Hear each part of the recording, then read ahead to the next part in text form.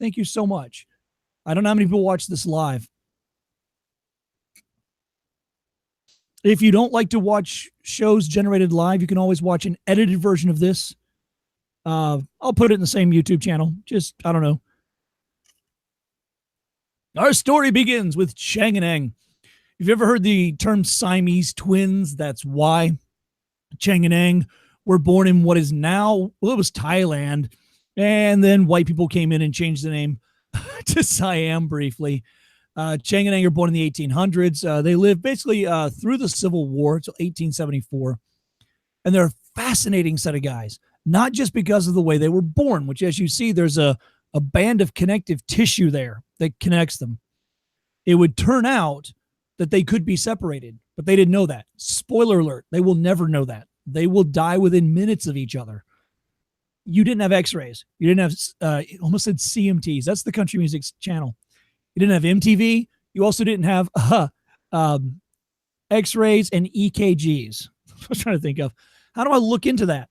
So there's this bundle, of flesh, this leathery skin between them. Over the years, they'd stretched it a bit to give themselves some movement. But if I'm a doctor, I think, look, your thigh has major arteries running through it, major veins, your neck. I mean, all the thick parts of your body can't cut you in half at any point and have you survive. So why would I think I could chop these guys in half and not have my patients die? Chang and Eng were not their original names. Here's some, I've just got like fun facts going down, and these will build into some story ideas. So they're born near Bangkok, Thailand, in a tiny little town that I will not try and pronounce the name of because I would, with my Western tongue, completely blow it. I also won't try and pronounce their original birth names. Chang and Eng were names that I'll say Americanized. It's a thing that happens all the time. John Stewart, I think it's John Stewart Leibowitz is his last name. John Stewart's his middle name is Stewart. John Stewart becomes John Stewart. Cary Grant had a really weird name. You go into show business, you change your name. Madonna Ciccone becomes Madonna, right? Chang and Eng, it's a really good name, actually, because I can say it with a Western tongue. Chang and Eng, cool. But it does sound vaguely Asiatic. And so it would sound, I don't know, exotic, or it would kind of tell the story where they're from, too. If you said these guys are from Siam or from Thailand, their names are Chang and Eng. That wasn't their original names. And again, I looked up their original names, but the pronunciation, I just don't want to insult someone by trying to pronounce these names. But their mom named them Left and Right. That's what their names meant in Thai, Left and Right. So they were obviously born to a pretty cool mom, because that's funny without being, I don't know, I wouldn't be insulted if I was a Siamese twin and my brother was named Left and I was named Right. They're swimming in the river one day, as you do, and a Scottish merchant sees these are young boys at this point, preteen boys, swimming in the river. Scottish merchant sees them and thinks, basically he sees dollar signs. He thinks I can take these guys to England, to Europe, to Scotland, and show them and make money. Normally that story does not end well. As I cover a lot of other circus acts, sideshow acts, etc., you're going to find that often they get in contracts similar to musicians. They get into basically slavery contracts. In some cases, P.T. Barnum, it appears, owned a person. After slavery was illegal, but it was still kind of quasi-legal, he seems to have just owned someone, a black someone, an African-American someone. And so, yeah, really sketchy. In this case, it seems to have worked out. We don't have a lot of data on this person. He sees the boys. He takes them with him, because that's a thing that happened back then. Hey, I'm taking your young kids. Forever, probably. Bye. There's no FaceTime. You'll see them when you see them. Maybe get a letter. Takes them and exhibits them. Once their contract expires, they then take over their own business, and now they're their own boss. And that's how they work for the rest of their lives. So it has for them a happy ending. Not always the case when you talk about folks who were born different. So they're brought to brought to the world by a Scottish merchant because they were very popular right away. And so they initially are probably going to play small markets bigger and bigger and bigger. And then a couple of random facts here. They bought a plantation and they bought some slaves. They owned slaves. This is in 1939. They buy a huge plantation in the South and they buy some people to work the plantation. The whole idea of that, just, in the modern world, when you read about hopefully when you read about any kind of extreme sexism, racism. So we're talking about slavery or just women not being allowed to vote. It just sounds crazy. So the idea that these two guys could come from Thailand as immigrants, and that idea that like still own people. All right, cool.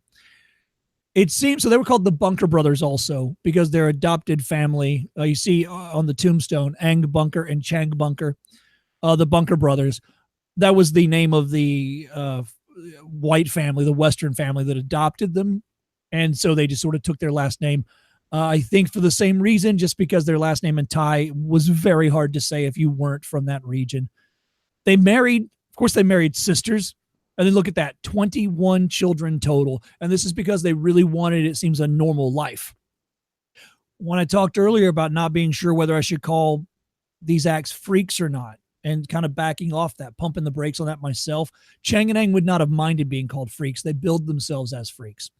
So they didn't mind, it seems, having the job. Look, I'm a freak at work. I'm a weirdo at work. I'm a 1 in a billion thing at work.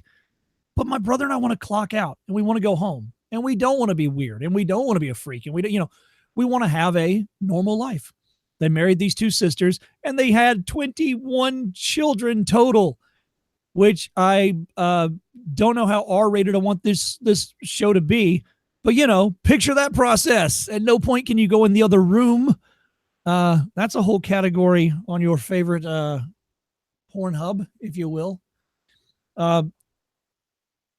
By the time Chang and Eng pass away, they leave a legacy. So the term Siamese twin comes from Chang and Eng, or Chang and Eng Bunker. It's a remarkable life to have lived that long. They pass away. One of them was a smoker and a bit of a drinker. The other wasn't. But because they shared that bundle of flesh, they shared a circulatory system. So if one started drinking, the other felt the effects. If one smoked, if you've never smoked a cigarette before and then you smoke a cigarette, nicotine's a stimulant. So you'll feel like if you don't drink coffee and then you slam something, like I don't drink coffee. So if I ever do have usually I get a real wimpy, like a hot chocolate with a shot of espresso, and I'm humming. My body's vibrating, man. That's what happened to the other brother. I told you earlier, a bit of a spoiler. So they die at an older age. They had a good run, our Chang and Eng. But they die within minutes of each other because once one dies, blood poisoning happens to the other. At the autopsy, they could have just hacked right through that thing. They could have separated them at any time. Doctors could have just done that. And there was a doctor late in their life who really had a strong opinion on that and was a reputable doctor who told them, look, I am very confident I can separate you. And Chang and Eng chose not to. The risk was there, but minimal. They said no. I guess once you've lived with your brother your whole life, and you did have a good life. You had a plantation. I mean, you owned people, but that's what you wanted to do. I guess put that in the good column. Jesus, that's awkward. Ugh. But you had a plantation. You had slaves. You had wives. You had children. You had a life, and you could be recognized whenever you went somewhere. But you could also just kind of sit close to your brother in the carriage and not stand out if you'd like. We're moving on.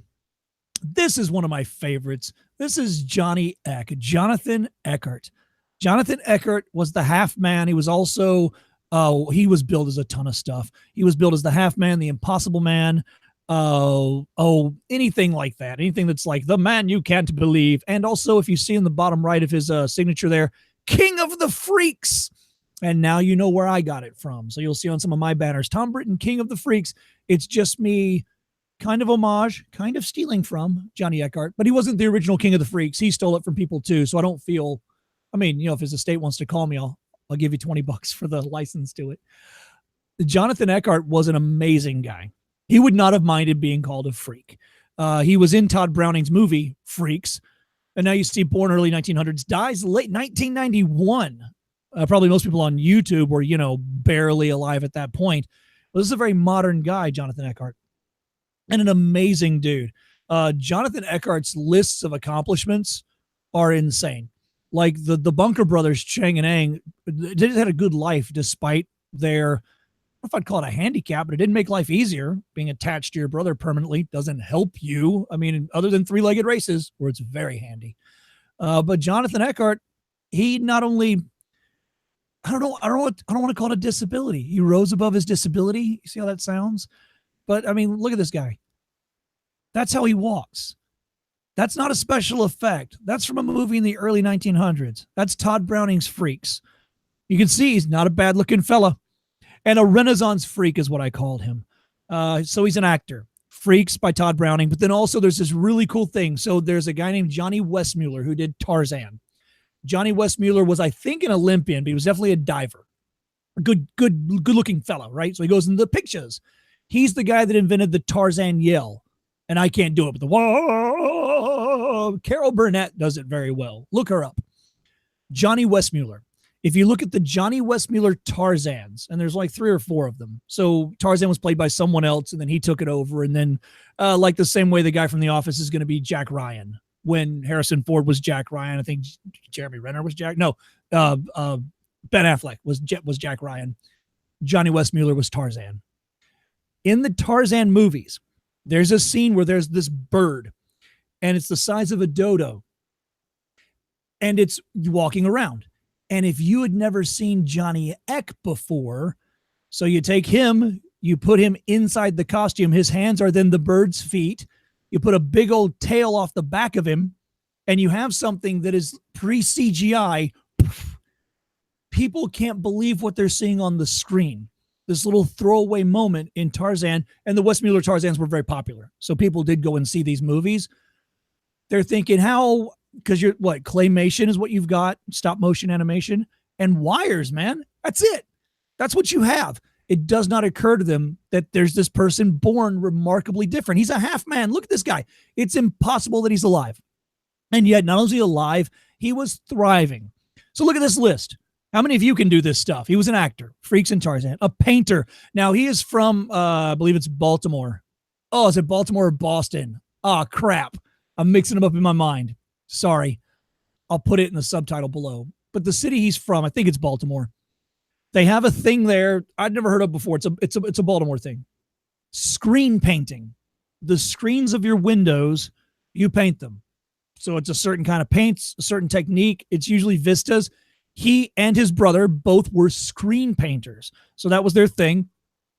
He's a musician, plays more than one instrument. So he's also a band leader up there in the big band era, an illusionist. And let me circle back to that because that's my favorite story of Jonathan Eckhart is him doing a magic show. And then I threw down Punch and Judy operator. My personal history, when I was a kid, I really wanted to be Jim Henson. So behind me, you see the clothes here. There's a closet right there behind me. I've got puppets hanging on the wall behind me. It's just a hobby I've had since I was a kid. I don't perform them. Just keep them around. So I was really into the Muppets. And then ventriloquism. And that explains why I know what a Punch and Judy operator is and why I didn't just put puppet guy. A Punch and Judy operator is a specific kind of puppet, number one. So you got to kind of operate it differently. But also there's this piece you put in your mouth that makes a sort of whistling sound. So it's very similar to playing an instrument, actually. If you were a musician and then you were a Punch and Judy operator, I can see how they would go hand in hand, if you will. Penny Arcade owner. So now he's getting into businesses as he moves around. Of course, he was a sideshow performer. And from what I've heard, one of the best. Not only would you pay money to see this incredibly unusual looking dude, but then when you got in the tent, he was funny. He was personable. And he didn't just sit there and go, look at me, I look weird. Don't I look funny? Which are a lot of the working acts, a lot of the freaks, rather. They weren't that, they're just people. So maybe they weren't that funny or weren't that smart or weren't that gifted. They were just born different. They didn't seek it out. In other words, there was no evolutionary like culling of the losers. If you looked weird, you got on stage and you weren't very charismatic. Johnny Eck was charismatic. He did a show. So he wasn't just like, hey, look at me. Aren't I unfortunate or deformed or sad? No, he'd pick a card. Look over here. I'm doing a magic show. I'm an acrobat. Also, I skipped one, model maker. He did all kinds of different models. He also would use models to design his illusions. When I say acrobat, that plays into my favorite story of Johnny Eck. So he's an acrobat just because of the way he really has to move around, to be ambulatory. I mean, if you could walk around like that, like sit crisscross with your legs and walk on your hands and then go up into a handstand, then a one-handed handstand, that's an acrobat, right? It's almost Cirque du Soleil level for a person born with legs that work. Johnny Eck had done this his entire life. My favorite story.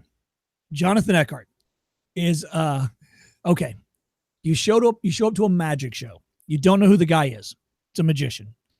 No one you've heard in our story so far. He does his program. He links the rings. He pulls doves out of nowhere. He reads some minds, a magic show in the 1930s. At a certain point, he calls for a volunteer for what he calls an experiment on the stage. A good-looking guy stands up. He says, "You'll do. Come on up on stage." The young man walks up onto the stage, and the magician says, "I'm going to hypnotize you. Into a trance you go." This is a common thing for magicians back then. They would put the assistant into a trance, and then the assistant would float in the air or vanish or whatever, and they would say, because of the trance, you see. It's the trance that did it. He presents some props, mostly a saw and a piece of wood and a piece of glass, for the inspection of some other people from the audience. They inspect the props. The guy's hypnotized. Back to their seat go the people. Now he's got the magician, the props, and the hypnotized dude on stage. You with me? The hypnotized dude is then laid down on the board. The magician, in full view, doesn't cover him with a box. He's wide open, baby. Magician takes a saw and cuts right through the middle of the guy. Now, you know who Johnny Eck is. You know he exists, but he looks impossible when you just saw him on that clip. Can you imagine if you had no idea Johnny Eck existed? Right through him he cuts. Now, remind you, this guy just walked up on stage with legs. Can't be Johnny Eck. Cuts right through him. He takes the top half, props it up, puts it on a piece of glass, walks it to the front of the stage, and puts it down. The lower half is then placed next to, so the guy's standing next to his own legs. And then the legs run off stage. This causes the person who was asleep, who was cut in half, to pop up, see his legs run away, pop up onto his hands, and chase after his feet. That is a hell of a magic trick. You see his legs over there to the left? Okay. The way they do it is my absolute favorite, and why they never did it again. The craziest thing about Jonathan Eckhart, he was a twin. He had an identical twin brother. On your right, you see him and his brother, and they look as identical as any other twins, you know, identical twins. My grandfather was an identical twin. He looked mostly like his brother, sure. And on the left, you see him and the magician.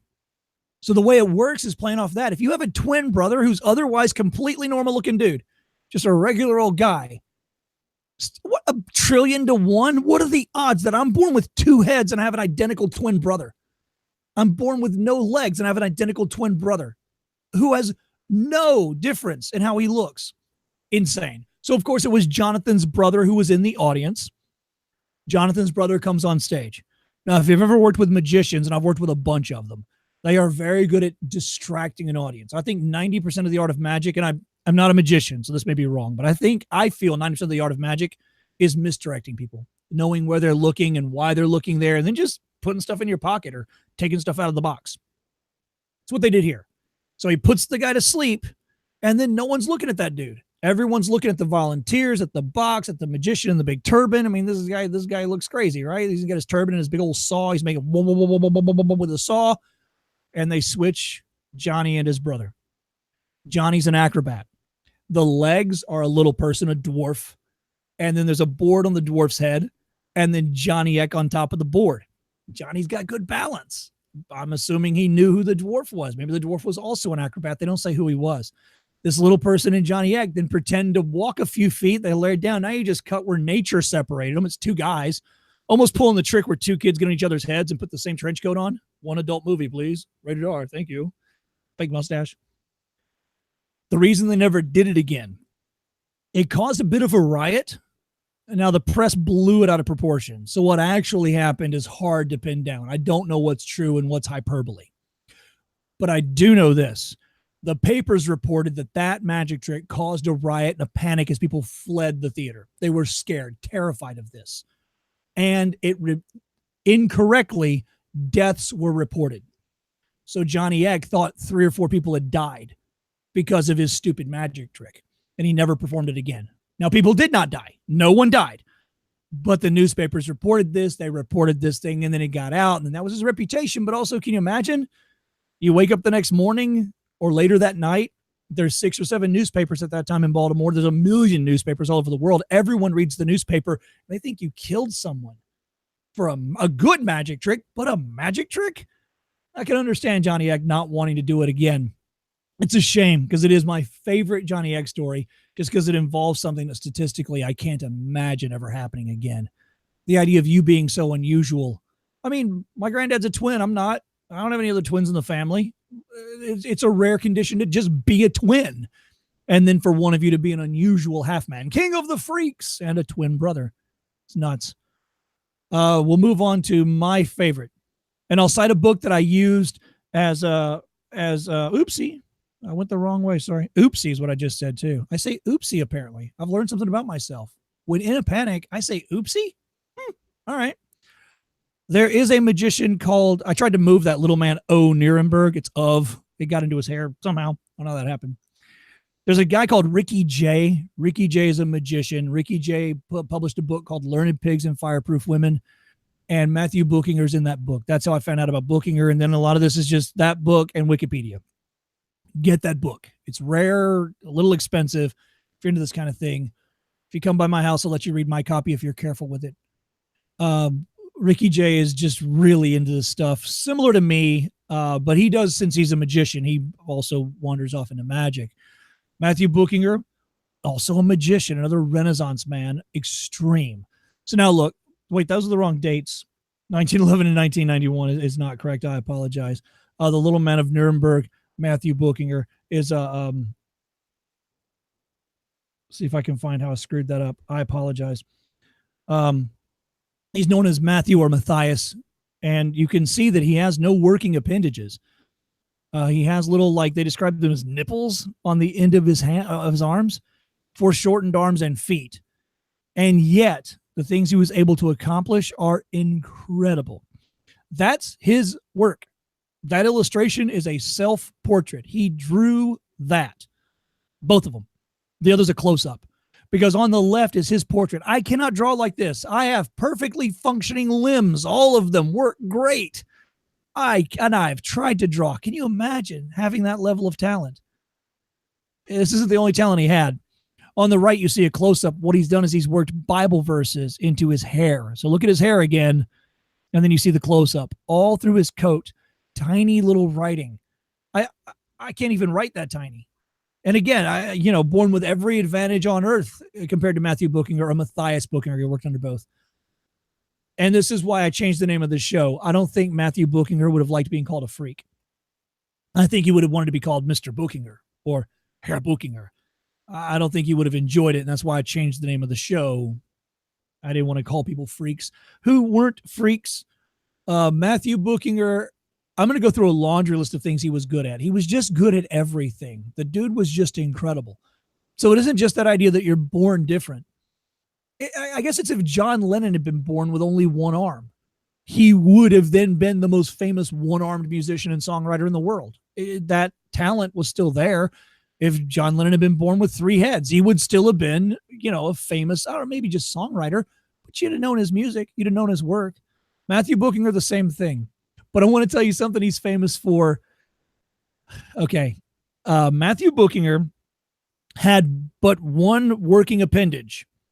His arms didn't work. His legs didn't work. But he was a guy. And that appendage worked extremely well. 17 children with 4 wives. If you thought 17 wives, that's a lot. Oh, buckle up, Buttercup. 70 children. 70 with bastard children with mistresses. 4 wives at different times. He had various wives. He wasn't poly or whatever. He didn't. Yeah, you understand what I'm saying? The wives would pass away probably from childbirth for a lot of them. Not enough for Matthew. No. Also, I'm going to have 70 children with a bunch of mistresses. This is nuts. To paint a more complicated picture of Mathew Buchinger, I'll also tell you that he's rumored to drink a lot and occasionally rough up the women. He would give his wives a bit of the back of his hand, I'll say. So he's a complex individual as well. But you understand how the jokes would happen. This guy has no arms, no legs, but what he does have is a really good penis. Okay, so you see that the pub we're drinking, and we start to call the vagina Buchinger's boot. That's a euphemism for vagina during his day. He's so famous for getting his freak on that if a girl were to hurt herself, she'd say, "Oh, I got myself right in the Buchinger's boot."